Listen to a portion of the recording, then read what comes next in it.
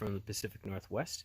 Hope you had a good week of training and fundraising. Are you part of Team in Training's Resilience Challenge coming up this September, which of course is Blood Cancer Awareness Month?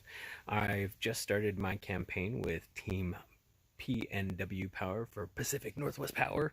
We've got a couple people on the team who are going to be fundraising, of course, for a cure for cancer and, of course, patient care.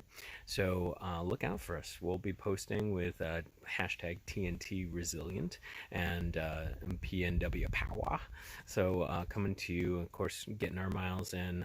Still not sure how I'm going to tackle the challenge. I know that 50 miles running is for sure going to happen, but I think that I might kind of spruce it up, maybe do a little something extra. If you are interested in it, please do check in the link below. There is a link to register to the event. It is a fantastic opportunity to give back to a lot of folks who need a lot of help, especially during these trying times.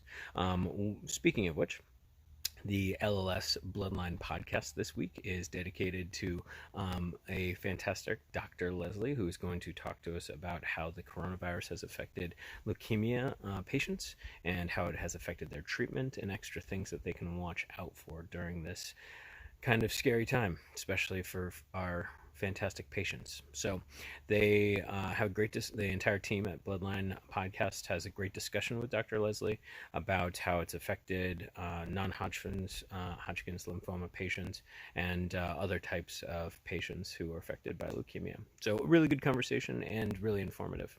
Speaking of informative, one of my favorite YouTube channels, which I'm going to really butcher this name, so I apologize, Kurzgesagt, maybe I believe it's German for in a nutshell, is a really fantastic infotainment science podcast, YouTube show that does really cute, entertaining animation about really high concept level things.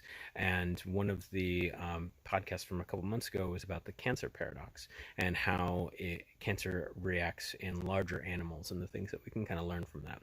And it actually goes into depth of what cancer is, and sometimes it's really easy to get lost in the fight against cancer and just see it as this impossibly terrifying thing.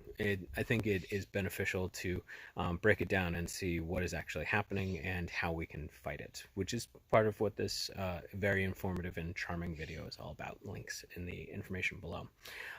Then we've got just a charming podcast, Science Versus. I really enjoy the host's take on science conversations, especially in such a contentious environment where science is not always given the weight, and sometimes it is given maybe a little too much weight.